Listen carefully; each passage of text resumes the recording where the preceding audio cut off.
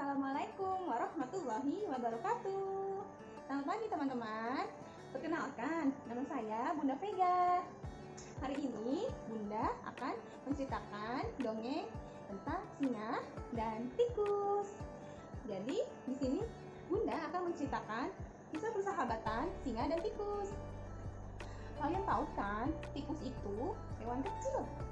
Dia, kalau kita bisa bilang dia hewan yang tidak berdaya karena hanya tinggal di got, makanannya juga ya seperti sisa sampah seperti itu ya. Dan singa adalah hewan buas, dia adalah raja hutan ya. Raja hutan di sini kok bisa sih bersahabat dengan tikus? Gimana ya ceritanya? Mari kita dengarkan cerita Bunda Vega.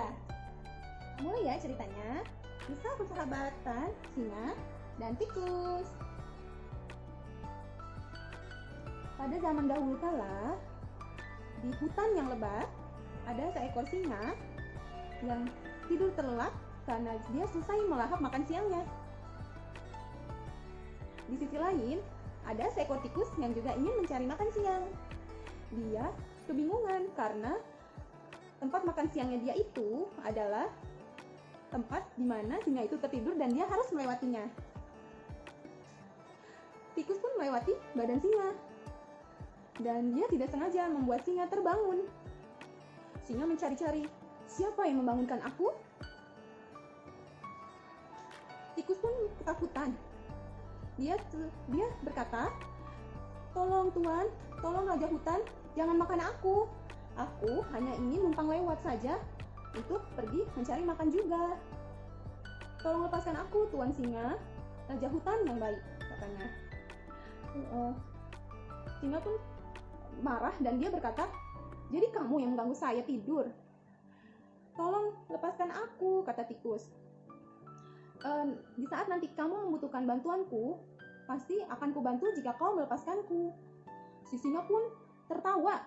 Hahaha, bantuan apa yang bisa kamu berikan padaku? Aku tidak membutuhkan bantuan makhluk kecil sepertimu. Si singa berkata dengan sombong. Lalu singa pun berkata, ya sudah, kamu hari ini kulepaskan, tapi jangan ganggu aku lagi ya. Tikus pun berlari dan mengucapkan terima kasih pada singa karena telah dilepaskan. Setelah itu, di suatu hari lagi, di lain hari, singa kembali mencari makan siang. Dia berkeliling-keliling hutan sendirian dan tidak sengaja dan tidak lihat di sana ada perangkap yang sudah dipasang oleh pemburu. Ini adalah perangkap yang bisa tergantung jika ada orang yang menaiki perangkap itu, tergantung di tali. Singa pun terjebak di sana dan dia terus mengaum-ngaum, haum-haum, meminta tolong kepada siapa saja yang ada di hutan itu. Tikus pun mendengar dari jauh hauman singa dan minta tolong singa itu. Si tikus langsung menghampiri sang singa dan berkata, tenang, aku akan membantumu, raja hutan. Aku akan menggigiti semua talinya dan kau pun bisa keluar dari perangkap ini. Dengan gigihnya, menggunakan giginya yang tajam, dia menggigiti semua tali-tali hingga terputus talinya. Pinter kan, tikus? Lalu setelah itu, singa pun keluar dari perangkap tersebut dan ya bisa kita lihat mereka akhirnya bersahabat, singa dan tikus. Dia pulang kembali ke hutan dengan membawa tikus di atasnya.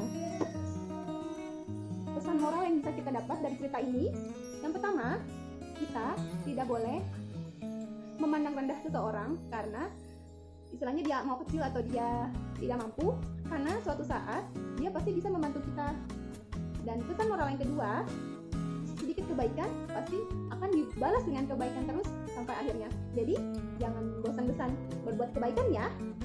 Bisa kita lihat dari cerita singa dan tikus. Sekian ya cerita dongeng dari Bunda Vega tentang singa dan tikus. Semoga kalian suka ya. Wassalamualaikum warahmatullahi wabarakatuh. Dadah. Assalamualaikum warahmatullahi wabarakatuh. Hai teman-teman soleh dan soleha, Ibu Alvina dari kelompok bermain Mikail ingin bercerita tentang salah satu sifat terpuji, yaitu pemaaf. Disimak ya teman-teman. Pemaaf. Teman-teman, kita kerjain tugas bareng-bareng yuk.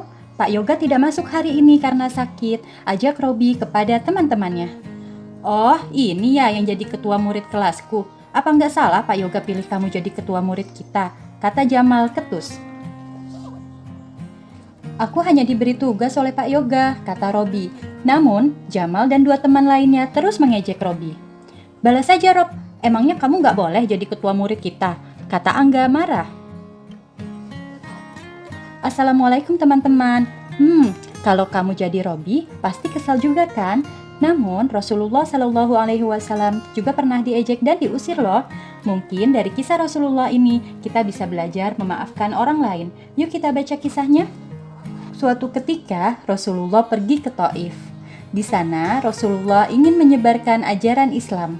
Di Taif, Rasulullah menemui para pemuka dari kabilah Saqif, kabilah yang jumlahnya sangat besar. Kemudian Rasulullah bertemu dengan dua orang wakil dari kabilah Saqif. Namun mereka memperlakukan Rasulullah sangat buruk. Apakah tidak ada orang lain yang lebih pantas dipilih oleh Allah sebagai nabi? Ejek salah satu dari mereka. Malah keduanya mengolok-olok Rasulullah. Namun Rasulullah tidak putus asa. Lalu beliau mencari dua orang lagi selain dari mereka. Tetapi mereka tetap saja sama. Keluarlah dari tempat ini, kemana saja kamu suka, asal jangan di sini, hardik mereka. Ketika tidak ada harapan lagi, Rasulullah pun pergi meninggalkan Taif. Namun, diam-diam dua orang tadi menyuruh para pemuda untuk mengikuti Rasulullah. Mereka mengejek dan melempari Rasulullah hingga terluka. Rasulullah pun mencari tempat yang aman. Kemudian, beliau berdoa kepada Allah dengan hati yang amat sedih. Begitu sedihnya doa Rasulullah sehingga malaikat Jibril berkata, "Aku bisa menghancurkan kedua gunung di kota itu agar mereka lenyap tertimpa gunung." Namun Rasulullah menjawab, "Tidak usah wahai Jibril, aku malah berharap mudah-mudahan Allah memunculkan orang-orang yang beribadah kepadanya dari golongan mereka." Subhanallah, begitu pemaafnya Rasulullah Shallallahu Alaihi Wasallam. Sekian teman-teman. Nah teman-teman soleh dan soleha, dari kisah Rasulullah yang tadi kita baca, kita bisa belajar untuk menjadi anak-anak yang pemaaf agar mendapat pahala dan Allah menyayangi kita semua. Wassalamualaikum warahmatullahi wabarakatuh.